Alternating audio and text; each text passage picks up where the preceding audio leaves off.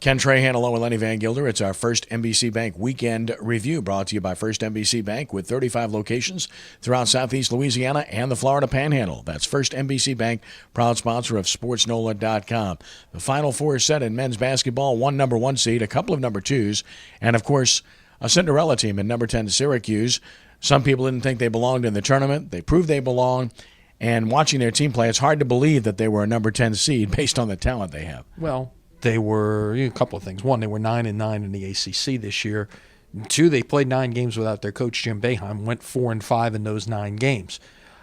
That said, yeah, they put it together at the right time. What was interesting to me is the reason they are where they are now is because they got away from what they normally do. They are a team that sits back and plays tenacious 2-3 zone that is very frustrating for teams, but they got way behind. They started pressing. They changed the whole tempo of the game and made a huge run in the second half. So it was kind of ironic that they got away from their bread and butter and did something that they don't normally do, and that's what got them back in the game, and as a result ending up winning the game over a very good Virginia team. Yeah, in full disclosure, the only Final Four team I had was Kansas, so there you go, and they lost. So I picked North Carolina, and they were the only other team I had, and they won. So I'm 1 for 4, basically, in terms of Final Four teams is what I'm trying to say. I don't know what I'm trying to say. That's what I'm trying to say.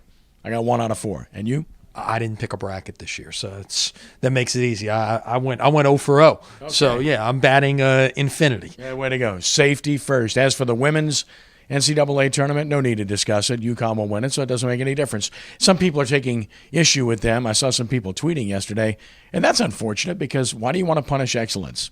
If they're doing things right and they're winning, it's amazing how people want to take shots at that. Well, you pay a little bit more attention to UConn in these parts now than maybe you did because they're in the same league as Tulane, and they now come here every year as a result of that. They beat Tulane 3 times this year easily. What they did to Mississippi State on Saturday, that was a 5 seed that they just absolutely dismantled. And I mean, at one point in the third quarter, UConn had 3 players with more points. 3 different players had more points than Mississippi State's entire team. That's how bad it was. And, you know, you can get in the whole good for women's basketball, bad for women's basketball kind of thing. Well, people are talking about it, so I guess that's a good thing. If they don't win it, it'll be a gigantic upset, but at least you're getting a little bit of shall we say, parity on in the rest of the world when you get a team like Syracuse or a team like Washington that gets to the Final Four. The other 2 spots will be decided Monday night. UConn will beat Texas, and then we'll figure out the other one after that. Perhaps Kim Mulkey, the Hammond native, will get back with Baylor. Maybe so. Speaking of basketball, the Pelicans are back in action against the Knicks tonight at home. For whatever it's worth, Frazier's signed for the rest of the season. They're just trying to close it out and have enough bodies to do so. Yeah, that's it. I mean, I saw the game Saturday night against Toronto. That looked like a junior varsity team out there playing. I mean, you've got, a lot of money tied up in 6 guys, and one of them was dressed, and that was Omer Ashik. The other guys who you have your money tied up in weren't there or were not in uniform. So that's frustrating to have to go watch that. And Toronto's a very good team, and is probably the last good team that's going to set foot on this floor this year because the rest of the home schedule is the Knicks, the Nuggets, the Lakers, Phoenix, and Chicago, who has just fallen off the face of the earth. Had to have a team meeting yesterday. They're struggling to even make the playoffs in the Eastern Conference. So, other than Kobe's last trip to New Orleans coming up next week, that's really about the best thing to get excited about in the remainder of the home schedule. It's an interesting point about Chicago. I wonder what their fans are thinking about Tom Thibodeau right now, who's an awfully good basketball coach. Somewhat lesser, but still to that degree, the same comments that New Orleans fans are thinking about Monty Williams. So it's an interesting dynamic. Speaking of which, what did you make of all that last week with Adrian Wojnarowski reporting that there was discord between the general manager and the coach, and then the GM having to speak publicly about it? The very fact that he spoke publicly says something to me. It is. And look, there are times that you feel like you've got to that tells me that this may not be much to this story. The fact is, the GM picked the coach. Now, is there something? I think in every organization there's going to be disagreements at some point. To what level they are, remains to be seen. And look, you mentioned it as well. You got to give the guy a pass based on the sheer amount of ridiculous number of injuries this team has encountered this year. If this is a healthy team, Brett Dawson, who covers the Pelicans for the Advocate, pointed out when you've got your four best players on the floor at the same time, it's only been for 19 games. At least they've gone 10-9 in those 19 games. They're way under 500. So, I think you give the guy. I'm not saying he will get the pass, but I think he should get a pass. Alvin Gentry, I think he should get a pass. I'm not saying that about Dell Demps. He's had 6 years here. That could well be. We'll see how this all plays out. The offseason is just a couple of weeks away. College baseball and LSU losing 2 out of 3 at number 2 Texas A&M. That's not a bad thing considering how good A&M is, but it certainly doesn't help the cause. They just can't hit with men on base. Tulane swept Illinois State. Good weekend for the Green Wave. UNO got swept at Lamar, who's a very good team. They were competitive, just couldn't score enough.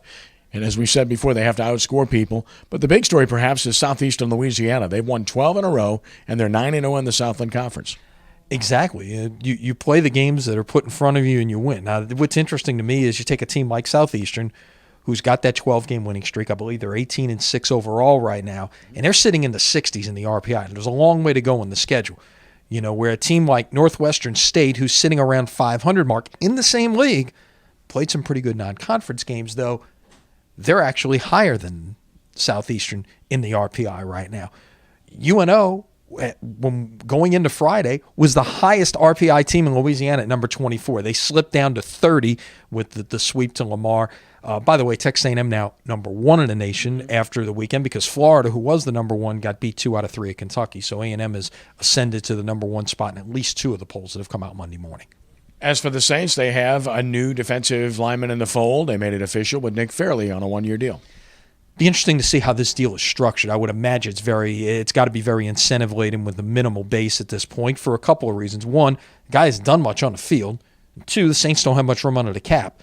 And watch next 24 hours because some moves have to happen with the Josh Hill signing, matching that deal with the signing of Fairley.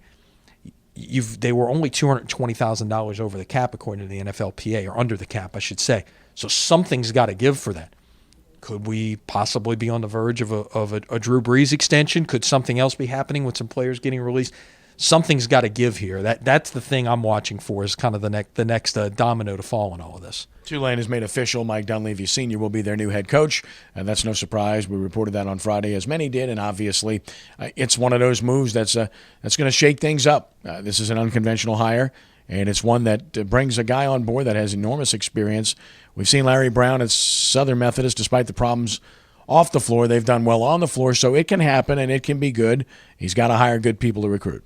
Well, as I mentioned in my story on Saturday, 4 schools last year went into the NBA, whether it was former coaches, former players, whatever it is, to hire people without any significant college experience.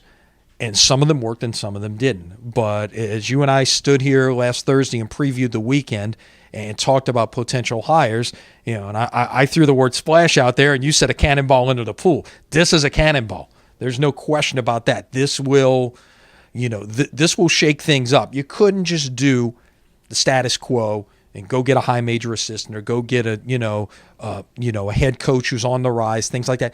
You've done that and it hasn't worked. This has got a chance to really make a difference. So the next thing I want to see is who's on his staff. That is, as I pointed out, who are you going to hire? Because Mike Dunleavy is 62 years old and he's never recruited a day in his life other than maybe an NBA free agent. Who's going to be on his staff? Keep an eye on Randy Livingston. Remember that.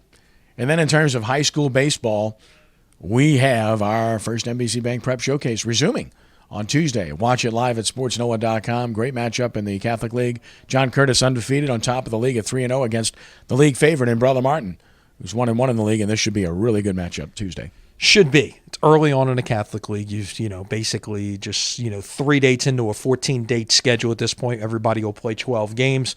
But give Jeff Curtis and his club credit. They've gotten off to a great start, and they've picked up a couple of key wins, beating Jesuit, beating Rummel, couple of close games in there. And if you can win the close games, and obviously John Curtis has the pitching to be able to do that. If you can win the close games, you're going to be in contention all year long in this league. And we'll be interested to see how things play out on Tuesday night. I expect we will see Blair Frederick, the LSU commitment, or LSU signee, I should say, on the mound for Brother Martin. And, of course, you can watch it on WHNO as well. Right. Wednesday at 5. You miss it Wednesday. We'll have it again for you Saturday at noon. So 2 shots to watch this Catholic League game, Brother Martin, John Curtis, from the home of baseball in New Orleans, Kirsch-Rooney Stadium. Look forward to it.